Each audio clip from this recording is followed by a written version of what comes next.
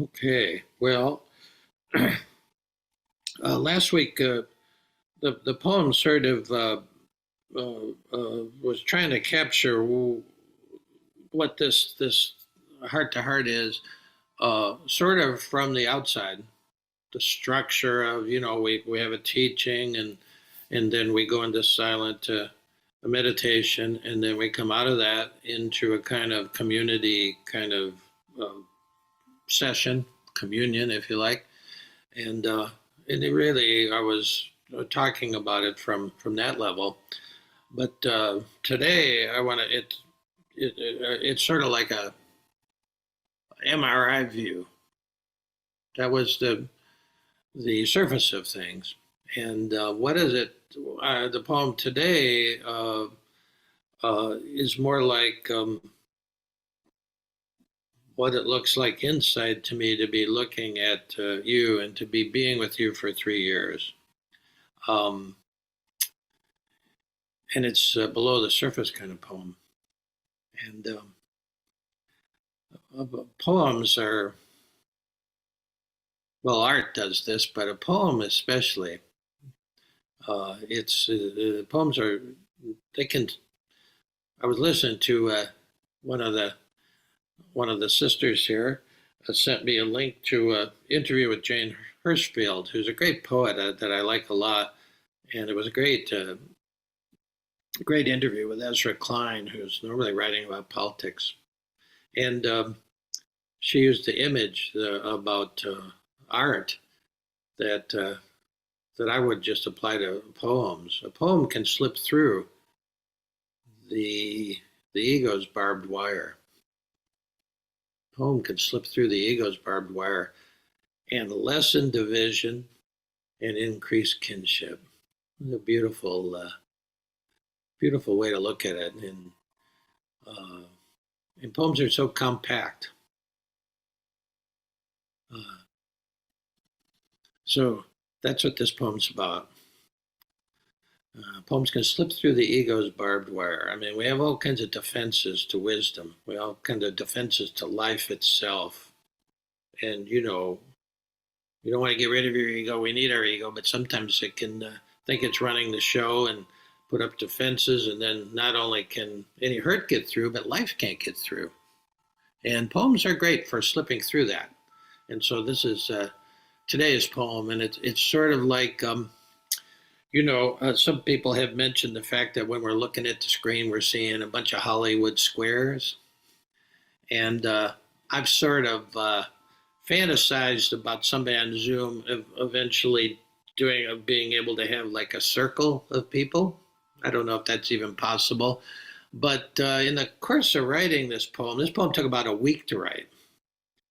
The poem came out this morning after sitting that took me 10 minutes to write. It's just the way it goes sometimes.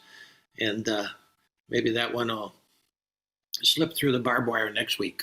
Who knows? But this one took a while, and but it's all right. It was worth it.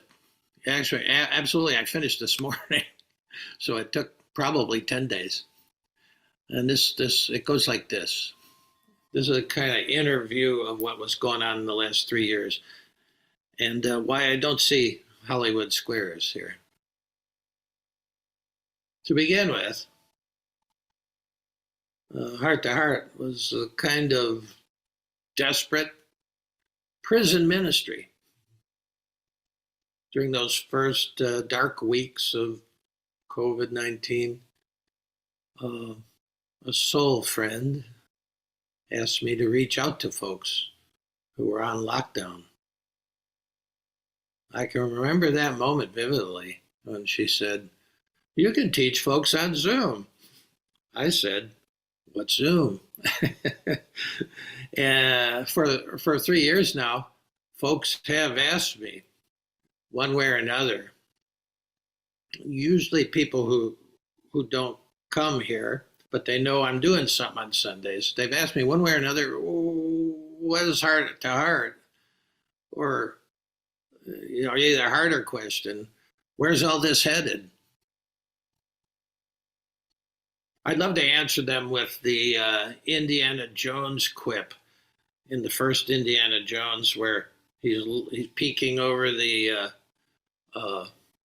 an embankment, looking down with his Egyptian friend, looking down on a bunch of Nazis, and they're gearing up. They're digging in, trying to find the lost ark or something, and his Egyptian friend says, well, what's next? What do we do next? What do we do about this? And the quip is, Indy says, I don't know.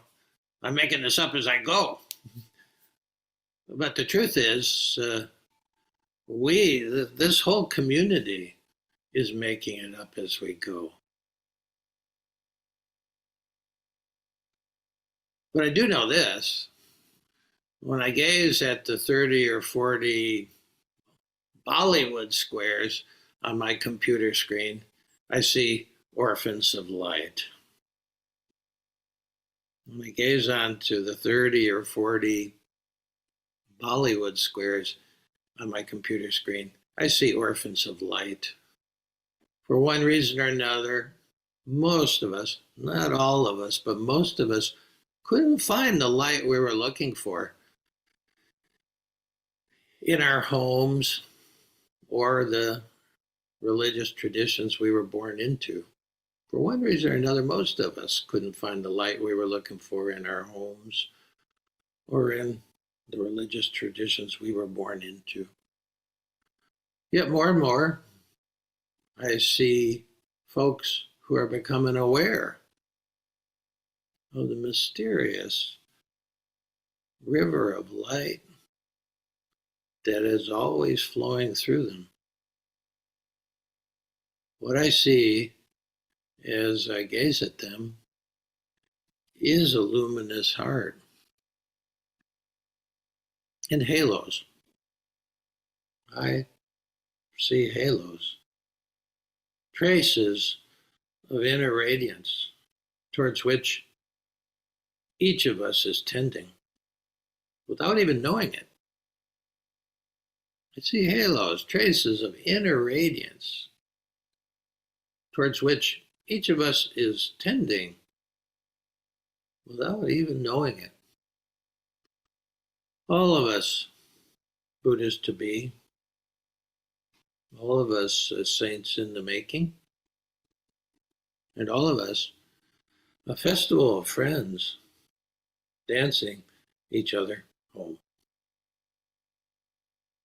Traces of inner radiance is what I see, towards which each of us is tending. Each of us is tending without even knowing it. All of us Buddhas to be, all of us saints in the making, all of us a festival of friends dancing each other home.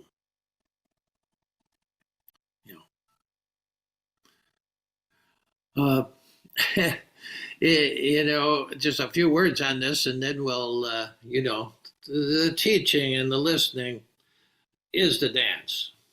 Listening deeply is the dance in all three sections. That's the dance we're trying to learn. How to open our hearts and then listen deeply with the ear of the heart. That's the dance. We're in dance school here.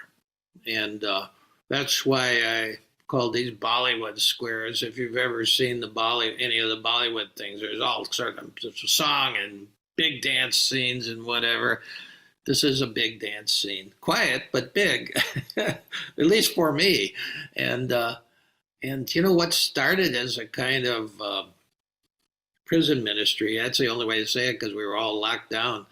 Maybe we can do something for those folks. Well, I can't tell you what you folks have done for me. It's been a liberation on so many levels for me. I don't know about you, but I sort of see it. I sort of see it. And we're all making it up as we go along.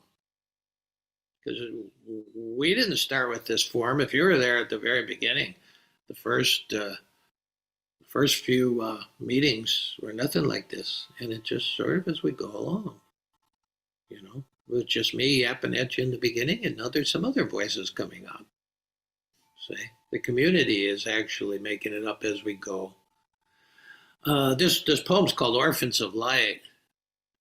And That just a lot of times, you know, some line, some image in the poem is what I don't have a I didn't have a title for it. I didn't have the poem. I was just writing a bunch about it, just what it looks like from the inside. But this image of orphans of light.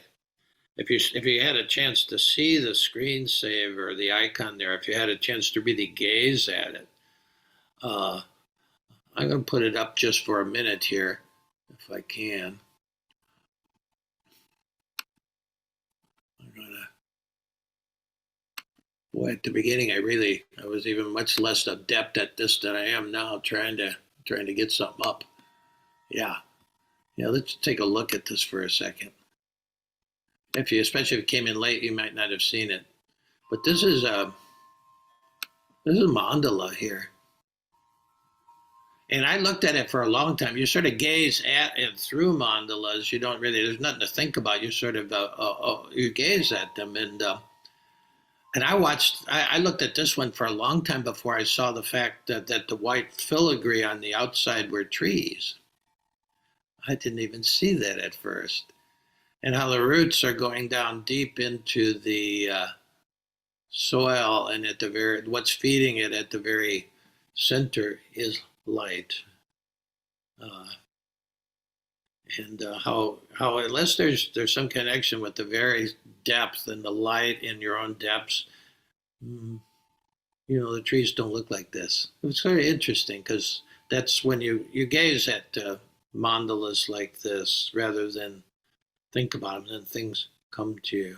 The music we were using was Bill Evans' song "Blue" is in green, and four versions. The last one with Coltrane and Miles on it. It was a kind of I gazed at it for a long time, and then I heard the music, and so I put the music to it. But this is what's going on. It's not all on the surface. And if you, on any given session, for any given reason, if your heart's not open and the air of the heart's not there,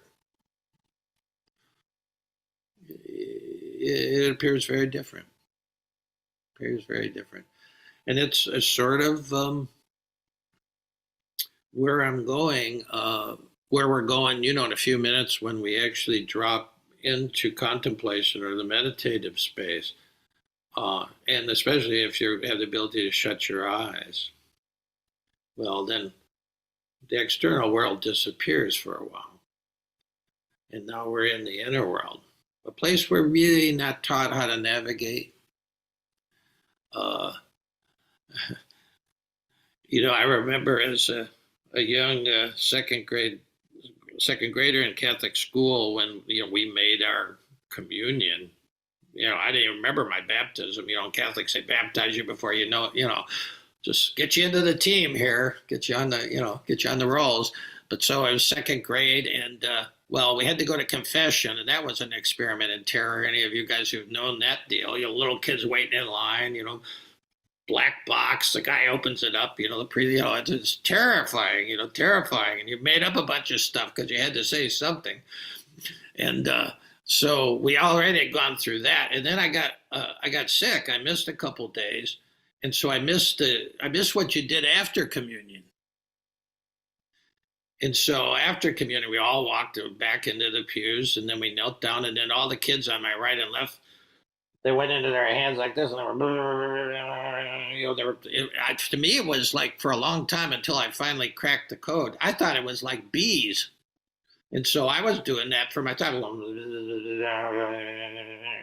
I heard the buzzing stop, and then finally I said, those bees, they drive me crazy. And so he said, "What bees?" I said, when you, and they said, "Oh no, we got a prayer." And so they gave me the prayer that you're supposed to say. So we really weren't trained ever really how to go inside without words into this space we're going to go to in a minute.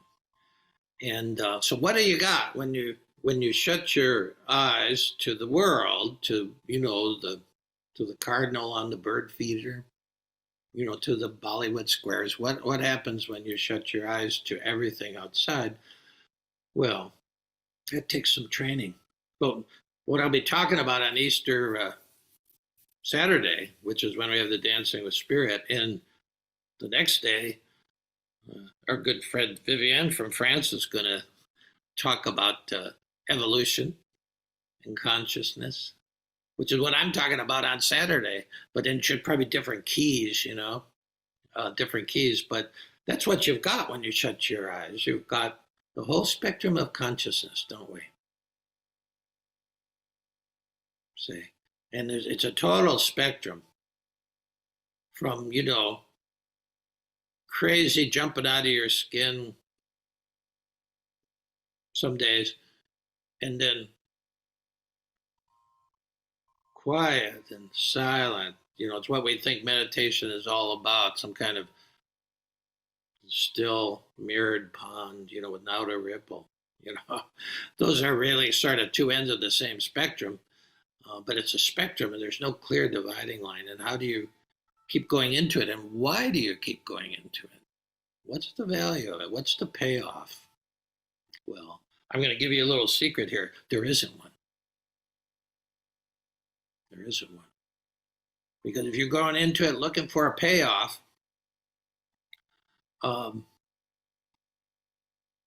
you're on the horizontal level of that mandala, the mandala with the vertical line and the horizontal line. The horizontal line is about transactional living. That's fine. You go to a store and hopefully you give them some money and they give you some, food or whatever, clothes or whatever. That's a transaction. We got to do that. Got to pay your bills. That's a certain kind of consciousness. But then when you go into the silence and into consciousness itself, the actual act of expecting some kind of payoff blows the whole thing up. This is the thing with no payoff. So that's what makes it transformational. I mean, believe me, I've been at this for 50 years, and most of it was fruitless because, well, for one thing, because I was expecting a payoff, and then, at some point you get the hang of it. You say, well, no, that's okay for going to Walmart, but this is just not Walmart with your eyes closed. This is something else. If you can go into the silence, and, as I really learned this in spades in the last retreat at Loretto, it was a miracle. It's grace. But if you can just, all I can say, first of all, it's a gentle descent. My mind is not gentle. My energy is not gentle energy. I'm approaching being a gentle man. If you had married me at 20, or if you'd known me at 20, wasn't that guy. Thank God for my wife. She was like the horse trainer here. She gentled this guy, and it wasn't that easy. But, this is a gentle thing when you descend into consciousness in the dark. It's first of all gentle. And then it takes a lot of allowing. You just allow what happens to happen. You allow yourself, as I say in the chant, allow yourself to abide. And abide is different than waiting. If you can abide in a line to check out at Kroger, you're lucky. Most of the time we're waiting and we're a little pissed off. But to abide means to find your home in the darkness, in the silence. We're not trained to do any of this. This is the training for this particular kind of dance. And so you allow yourself to abide. Then the center of this little chant is listen. If you can get that far, then you can listen with the ear of the heart. Sometimes it's not quiet at all. There's always a lot of racket, sometimes more than others, because up at the top of the head is like a series of television screens.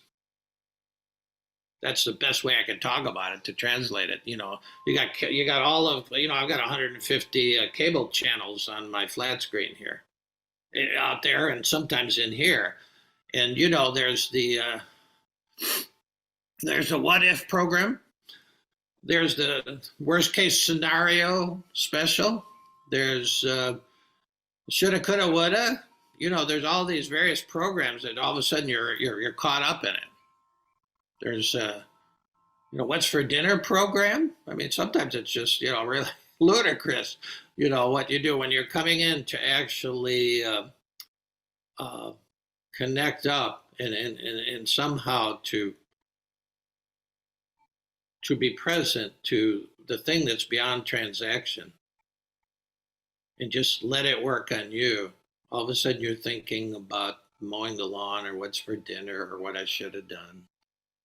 Yeah. Or you're on the comparison channel. You're already comparing a few guys who appeared in the square. All those things. They don't go away. What changes here as you learn this dance is you have a different relationship to all these. You don't watch them. And then when you get caught watching them, you say, "Oh yeah, I'm on the judgment channel." Well, then you find your way to let go of it. It'd be great if we could actually just press the remote somewhere and turn them all off. Can't do it. And actually, you wouldn't want to do it, but you can't. So you change your relationship to it. You know how deep this stuff is. And for the 20 minutes, you say, I'm going somewhere deeper. Okay. And then in that place, things will get quieter over 50 years. It's not a quick process, but it gets quieter. And then you can, if your heart's open and you're listening with the ear of the heart, you will hear something you've never heard before. Merton taught me to do this practice and then after write what you heard. Yeah. And thank God, we got 60 of his books. You don't have to reinvent the wheel. And, that's why guys put stuff on the original sacred art was they put something on the cave wall so that the next generation could see it. They didn't have to start from scratch, you see. And so that's so then, that's why this morning I had somebody here and we sat in the silence and the darkness and we came out, we did 10 minutes on the page, normal thing we do here. And something terrific came out about frogs. I wasn't expecting this. But maybe it'll.